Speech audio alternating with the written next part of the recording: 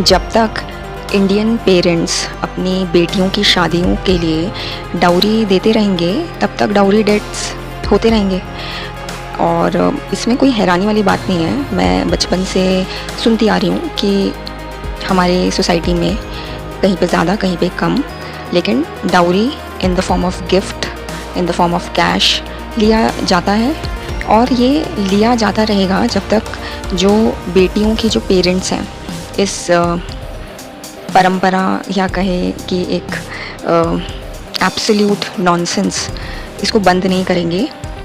आप खुद सोचो, अगर आपने अपनी बेटी के लिए एक ऐसा लड़का चूज़ किया है जो पढ़ा लिखा है, अच्छे पैसे कमाता है, वेल टू डू फैमिली से है, इनफैक्ट उसके खुद के पेरेंट्स भी एजुकेटेड हैं और अच्छी इनकम अर्न करते हैं, तो ऐसे लोगों को दहेज की ज़रूरत क्या है? मतलब किसी को भी दहेज नहीं देना चाहिए अपनी बेटी को बिहाने के लिए या शादी करवाने के लिए।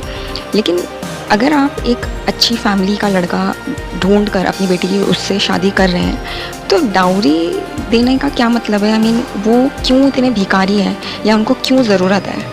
और अगर कोई एक वेल टू डू फैमिली से एजुकेटेड अर्निंग लड़का आपसे डाउरी मांग रहा है आपकी बेटी से शादी करने के लिए, वो तो आपके लिए सबसे बड़ा रेड फ्लैग होना चाहिए। उसको पहले ही आपको रिजेक्ट करना चाहिए। लेकिन जो डॉटर्स के जो पेरेंट्स होते हैं उनको ये होता है कि हमें छुटकारा पाना है और किसी भी तरह उसकी शादी करनी है और ये तो कल्चर है, तो हमें इस डिमांड को भी पूरा करना है। और फिर होता क्या है? फिर होता ये है कि या तो वो अपनी पूरी मैरिड लाइफ लड़की परेशान रहती है या फिर इस तरीके से अपनी लाइफ एंड कर देती है।